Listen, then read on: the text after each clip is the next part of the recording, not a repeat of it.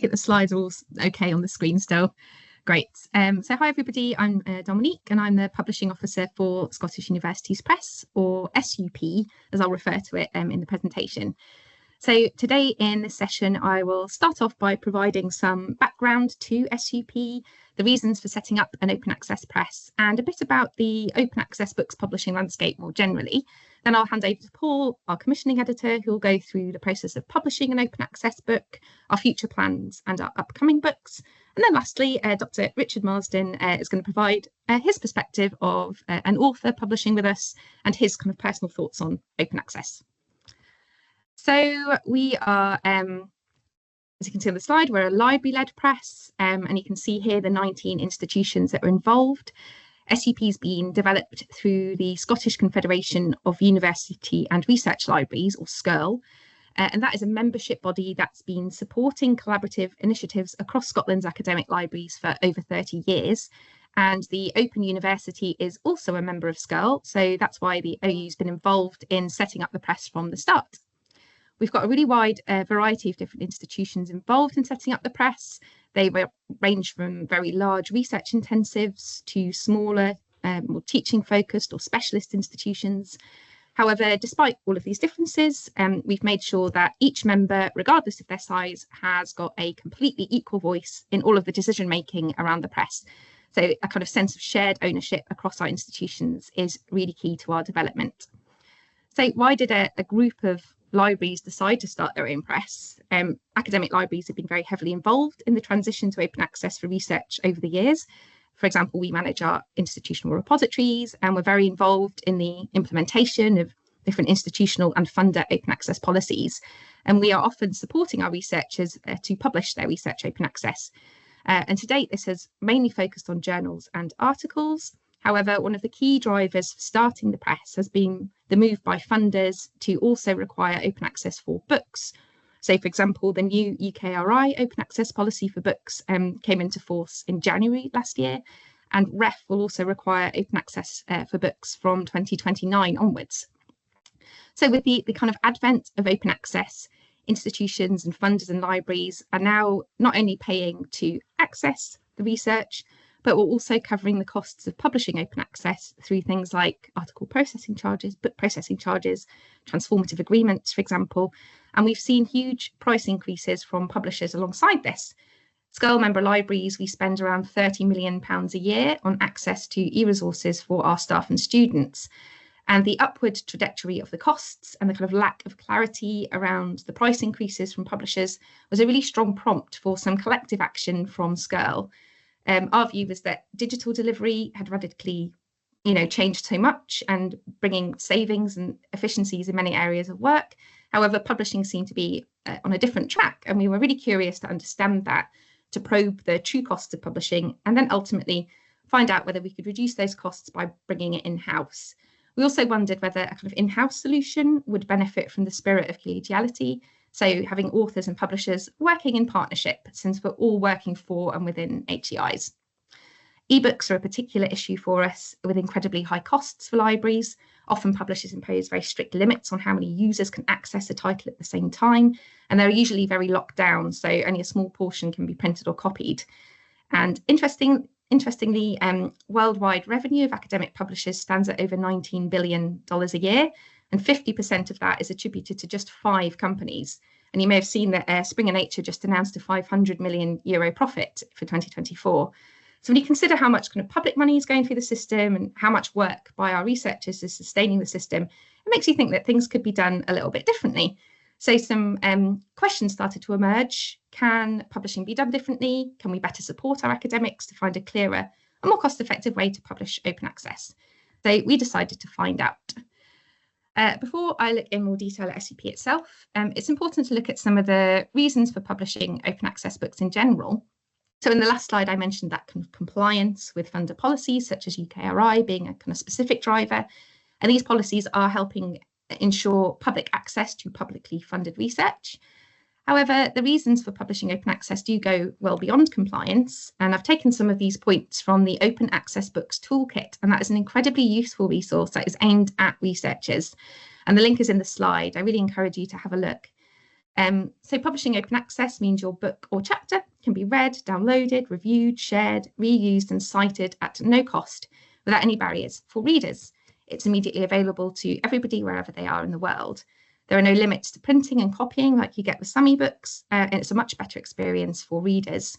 And one of the biggest benefits is reach. Your work is available to a much wider and more diverse audience. For example, it can be accessed by those outside of academia, practitioners, policymakers, those in further education, industry, developing countries. And this links into your research having a much bigger impact. It reaches those who need it and can reuse it. Open access creates more possibilities for readers to engage with and improve upon your research as well. For example, chapters from open access books can easily be extracted for use in course packs. You can also retain the copyright of your work when you publish open access, and that gives you much greater control. SUP, we use Creative Commons licenses, and they describe how others can share, reuse, and build upon your research, but it ensures that credit is still given to you as the creator. And I'm sure Rich is going to talk about this later on as well, about the kind of personal benefits of kind of higher usage and higher citation rates. But I do recommend having a look at that Open Access Books Toolkit if you're interested in the wider landscape. And SUP are not alone in trying to bring publishing back into the institution. There is a new wave of institutional publishers who are leading the way in offering alternative publishing venues to authors and working together to help drive change in scholarly communications. And this sector is growing at such a pace that in 2023, a group of these presses came together to form the Open Institutional Publishing Association, or OIPA. That's a new community of practice who are looking at sharing experiences, training opportunities, advocacy and promotion for all of the open access publishing that's done at institutions. And this includes new university presses such as UCL Press and White Rose University Press, as well as publishing and hosting services run by libraries to individual journals that are run by researchers. And despite having different publishing models, we are all united by our shared values of openness, community, collaboration, engagement, and support. And of course, we're all not for profit. OIPA's co-chair recently published an article in the Times Higher Education talking about why open institutional publishing matters. And she said that in championing principles and ethics in publishing over revenue generation and profits, so in putting values above value, we look to build a fair, equitable, accessible, inclusive and diverse publishing ecosystem. So, there's a chat about, sorry, I just saw something in the chat there about technical issues that distracted me. Now to look specifically at SUP. I already mentioned that the idea for the press began with an identification of a shared challenge across Scottish institutions. So how to provide that clearer, more cost-effective route for our researchers to make their work open access. We're really keen to explore alternative approaches to academic publishing with the needs of the community at the centre. And we're constantly asking ourselves what we can do differently. Ultimately, we'd like to contribute to the wider global efforts to create a fairer and more equitable academic publishing model. And lastly, we wanted to create a shared solution, so pooling our resources and working together rather than having each institution start up their own press. It also allows smaller institutions who do not have the resources to start their own publishing initiative to become involved too. So way back in 2019, SCURL commissioned some research to test out the proof of concept for a collaborative universities press. The report was really favourable towards the prospect and discussions began on how we could take forward the findings. So throughout 2020, a partnership between the different institutions was formed. Then in 2021, the project plan was developed and the management board of the press was formed. 2022 is the year when things really got going. We formed the editorial board, we developed our workflows and our financial model and all of our technical infrastructure, which allowed us to launch our first call for book proposals in early 2023. The rest of 2023 then focused on our editorial processes, working on our first books, as well as developing our future plans for scaling up, which we'll discuss later on. So the remit from the start has been really clear and focused. We wanted to start with one type of publication, focus on the high quality of the research and have completely open dissemination. The scope of publishing is going to, does initially focus on monographs and edited collections on any subject by academics from UK HEIs. We do cover all subject areas that receive submissions. We're conscious that the arts and humanities and social sciences are likely to be the most involved in publishing books, and this has proved to be the case so far with our proposals. All our books are published as open access ebooks with Creative Commons licenses on the SUP platform, and print copies of books are available to purchase at a reasonable price too, because we understand that having a print option is still really important for books. Authors still earn royalties on any print copy sold. And it was really important for us to prove to our academics that we take research integrity seriously and that we publish high quality content. So all of our proposals and manuscripts go through a rigorous peer review process that's managed by Paul and our editorial board, and Paul will talk about this in a moment.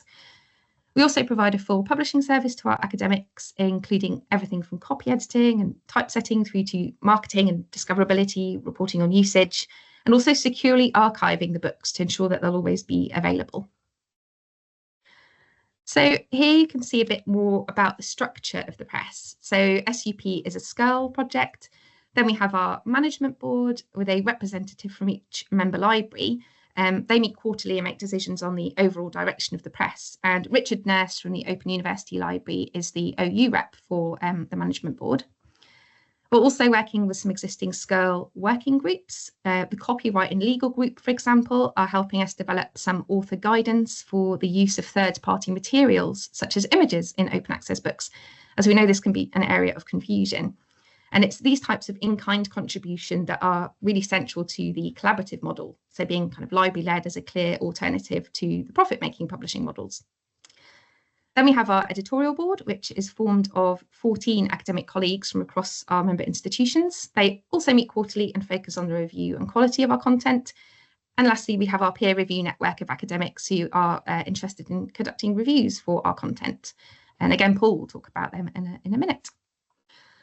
I'll look quickly at our progress to date. The first significant milestone for us was the recruitment of our editorial board. They quickly developed our peer review process. We then put out our first full call for content in early 2023, and as a brand new press without an existing reputation, we were really not sure what to expect.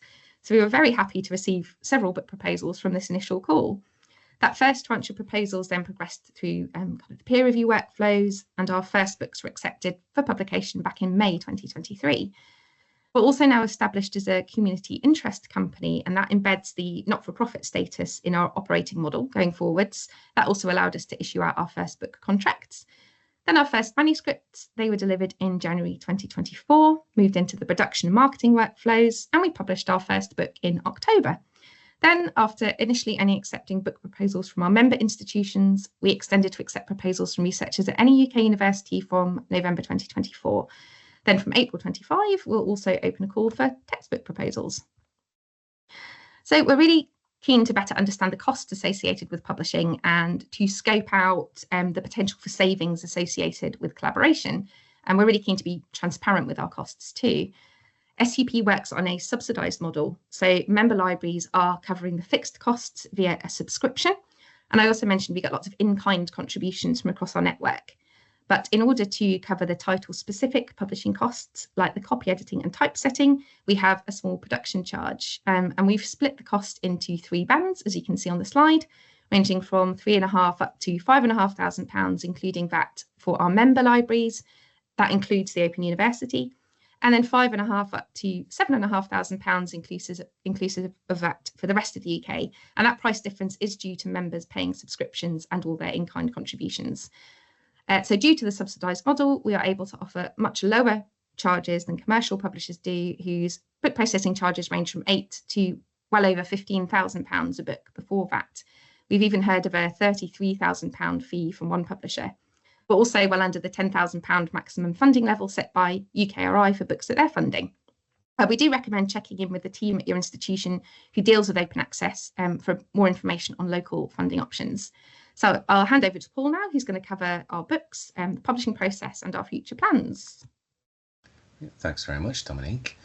Yes, so this is our first book. This is Conversations with Tim Ingold, Anthropology, Education and Life, which we published during Open Access Week in October, and it's available to download for free now.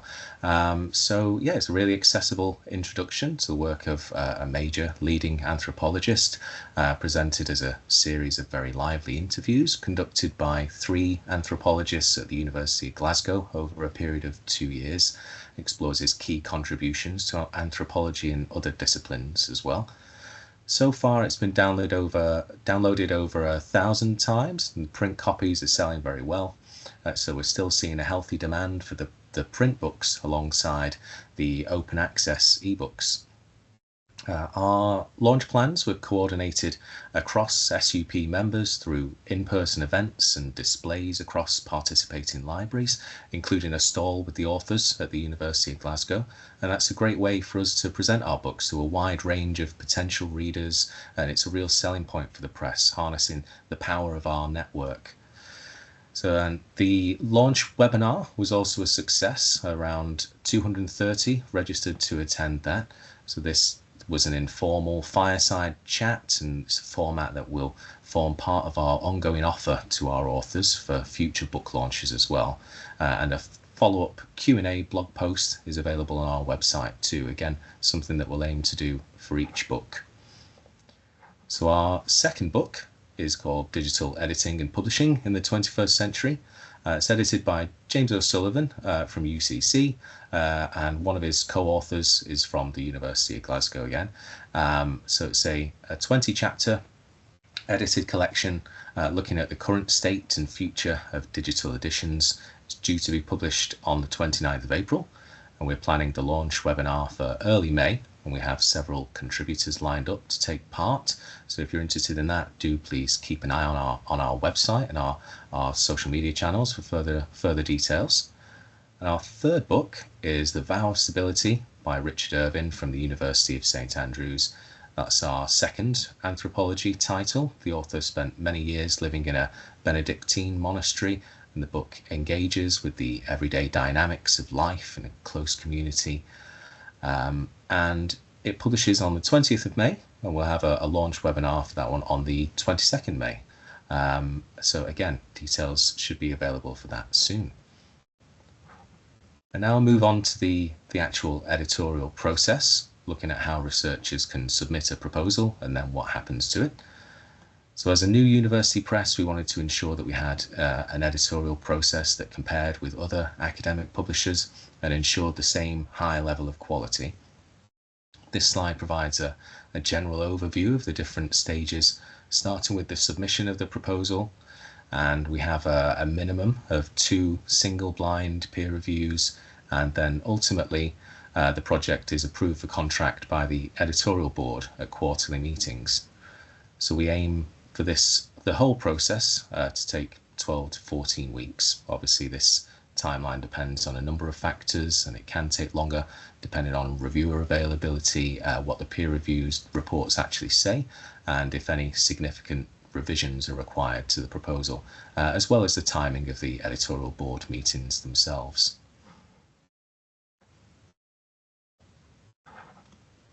And the next couple of slides have a little bit more detail about the process on them.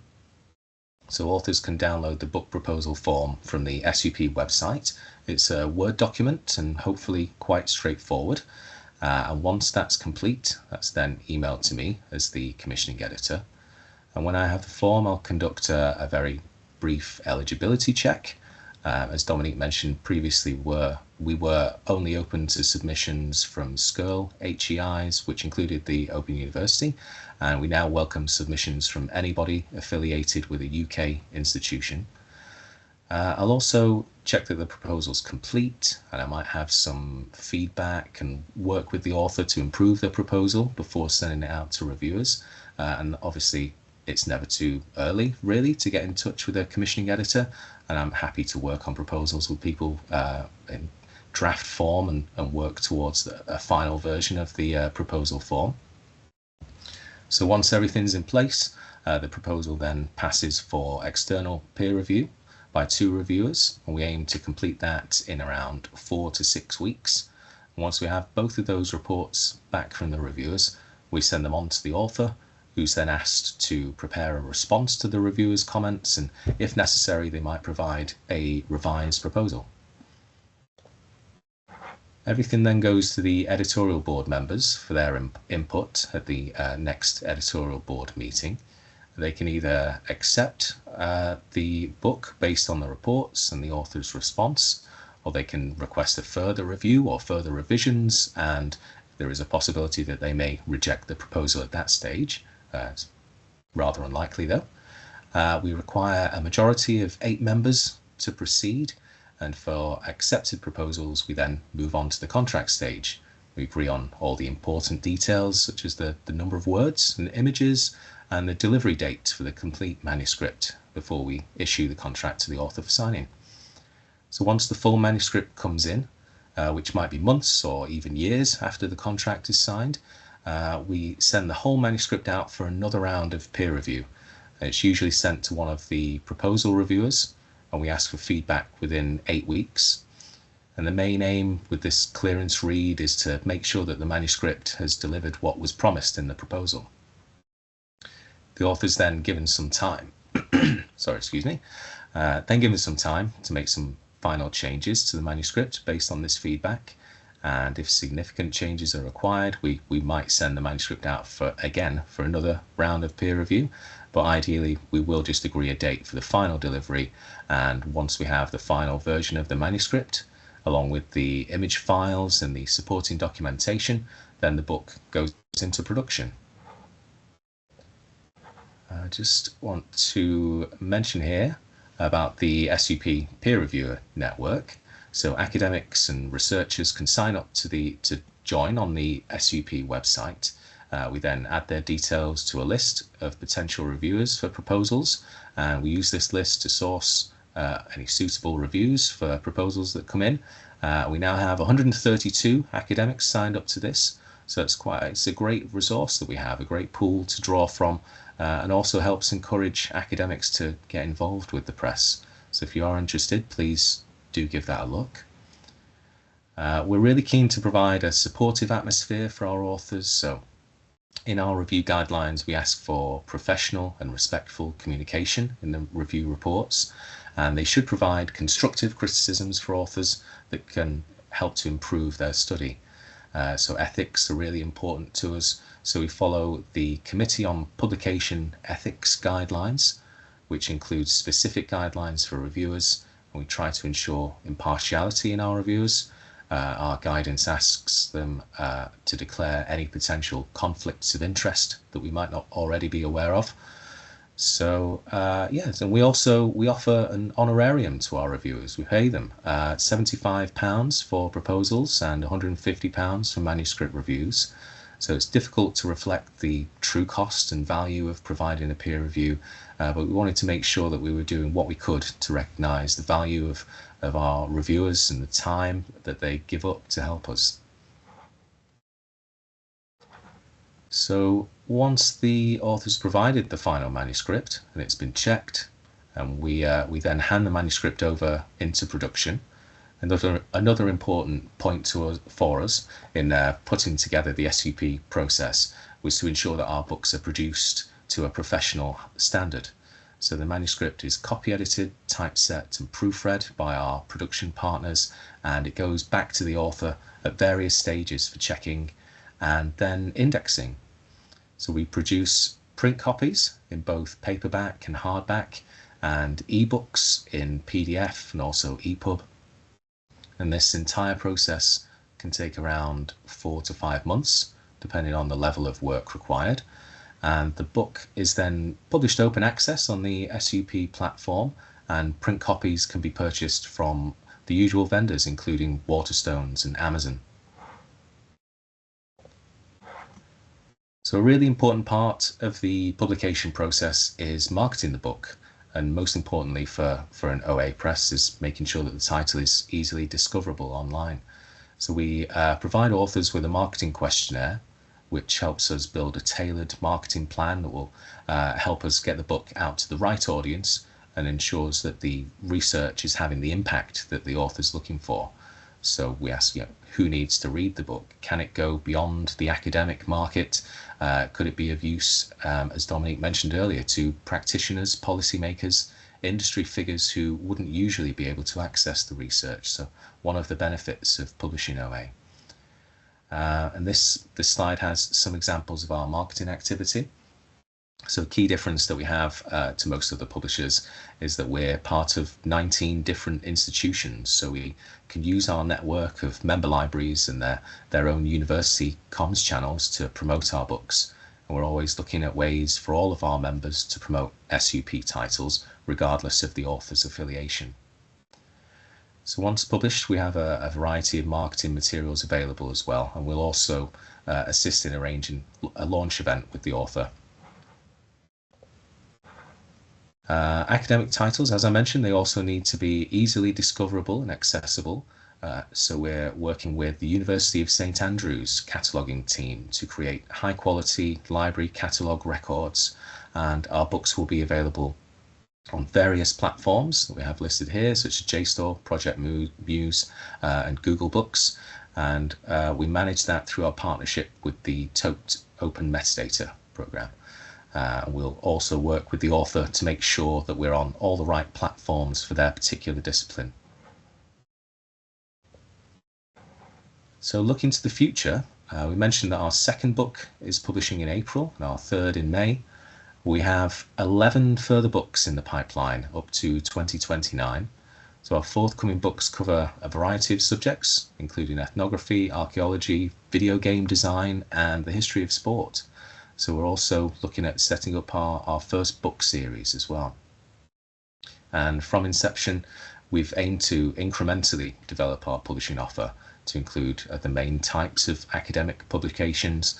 So this started with monographs, then edited collections, handbooks, and the next phase of development for SUP will be to publish textbooks.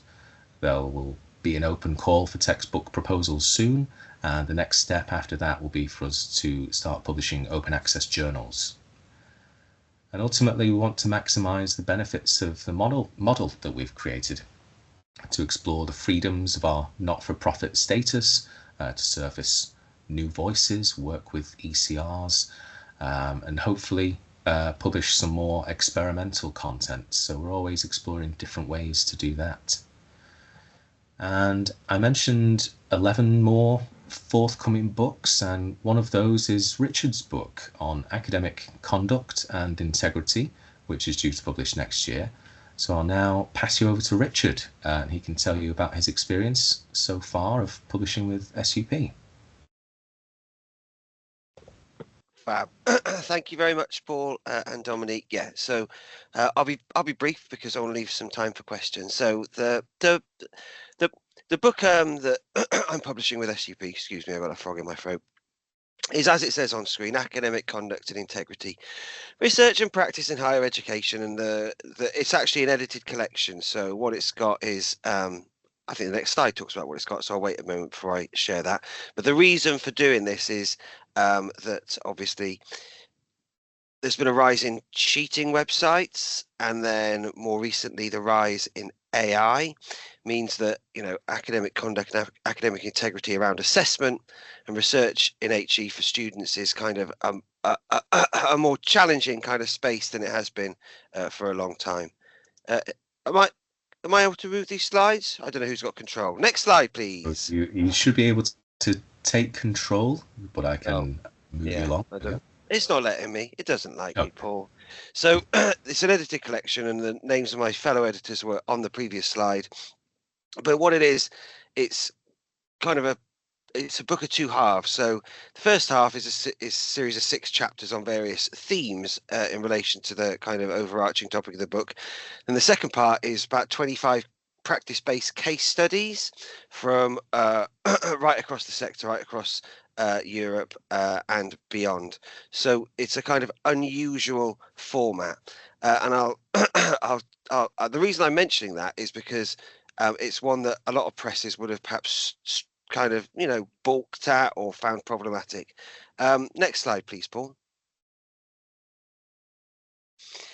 So the book was commissioned in autumn 2024. I'll just share these dates to show how quick it is, because what I'm coming around to is how great it is to work with Scottish Universities Press. The book itself is kind of irrelevant to that. It's the kind of, you know, it's the delivery mechanism for me to wax lyrical about my colleagues here. But so it was commissioned in autumn. We came up with the idea in spring 2024, and we went through proposals process, and it was the proposal was peer reviewed, as Paul has described. Commissioned in autumn 2024, scheduled for publication in spring 2026, and the experience of working with Scottish Universities Press, I think, has been really positive, much more so than I think the experiences that I and my fellow editors have had with a lot of traditional presses. So we got kind of multiple authors, we got multiple case studies. Okay, that, in my experience, that can be, as I mentioned, a challenge to negotiate bureaucratically with other presses. Absolutely not the case with Scottish Universities Press. Very flexible, very supportive. They'd never done a book with case studies before. They created a process to cope with that just for us, and they did it very, very quickly. There's flexibility around the illustrations. We're not being asked to pin things down in their entirety at the outset. The costs are, very reasonable, as Dominique has described. Contractual documentation, very easy to deal with compared to some experiences that I've had. And the timescales, it's all very quick. It all clips along at a really nice pace. And again, that's a real change from a lot of presses. So, you know, the bureaucratic premium is very low, and the kind of support you get is very high. Next slide, please, Paul. So, you know, the reason we wanted to publish this particular work open access is because it seems very important for, you know, people working in HE, for teachers and academic related colleagues and, you know, HE leaders, to be able to access this kind of research, which is part cutting edge reflections on what's happening right now at a moment of real change, you know, for academic integrity in higher education, and excuse me, and then secondly, it's those case studies about what people are actually doing in response to that moment of change. So we thought it was really important to be able to share that as widely as possible. I mean, it's worth noting that the I think it's published by Routledge, but the Handbook of Academic Integrity costs £400. Now, that's a very comprehensive work. We're not trying to rival that, but it's just indicative of the kind of prohibitive nature of some of these costs in terms of, you know, being able to colleagues being across the sector being able to access these kind of works. So just to finish my reflections on open access as a whole, I mean, obviously it's an absolute good, isn't it? You know, bringing in, widening the access to research and scholarship for teaching and learning. In this case, it's a boost in terms of equity and inclusion, all those kind of good apple pie things that we all stand for. It's also good for the individual because, you know, I mean, my first book that I published, I think it cost, and I was back in 2014, I think it cost about £100. And do you know what? Hardly anybody bought that. It was quite boring as well, let's be fair. But I maintain that mainly it was the price that put people off, even though I chose a lovely yellow cover for it. So if you're publishing open access, you know, more people are going to read your stuff, which you want on a personal level, because otherwise why did you bother writing it? But it's also good in terms of being able to demonstrate impact, generate citations, all that ref stuff that, you know, all that KPI stuff that a lot of academics get kind of assessed on, and particularly for scholarship of teaching and learning, you know, you kind of, you're doing service to your colleagues across the sector. And I think that's an important aspect. Flip side of that, of course, is, you know, open access publishing is, it's come forward a long, long way. It's part of the way there, but there are still challenges. And I kind of raise these because I think we need to acknowledge them, that there's more to do and we need to keep pushing on it. So the worry is that, you know, although the costs are low with Scottish Universities Press, you know, they still exist. And somebody's got to stump up for them, either the individual or the institution. And if it's the institution, you know, there's a finite pool of money available. Where are they going to put it? Are they going to roll the dice on something that's a little bit more speculative? Could be amazing, could not be.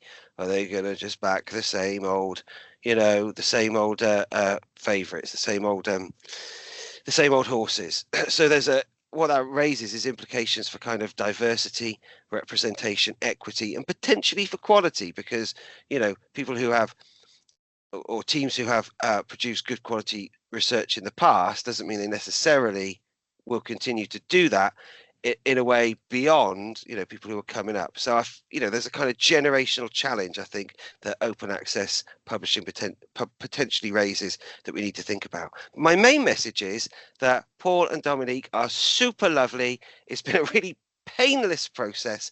So if you're in a position to work with them, I very much encourage you to do so. Finny. Ah, thank you, Richard. That was very lovely. Brought tears to my eye. So lastly, on this slide, just some of the ways that you can get in touch with us and find out a bit more. Our main email address is on there, but also Paul's editorial email address can be used for any proposal inquiries, or if you just want to chat about a book. Our website is a great place to start too. It's got all the proposal form, our author guidance, but also our FAQs and our news posts. And this is where you can sign up to our mailing list too. So I recommend you sign up to the mailing list to keep in up to date with what we're up to. And then our social media channels there too, if you want to give us a follow. So yeah, that's it. Thanks very much, and happy to take some questions. Might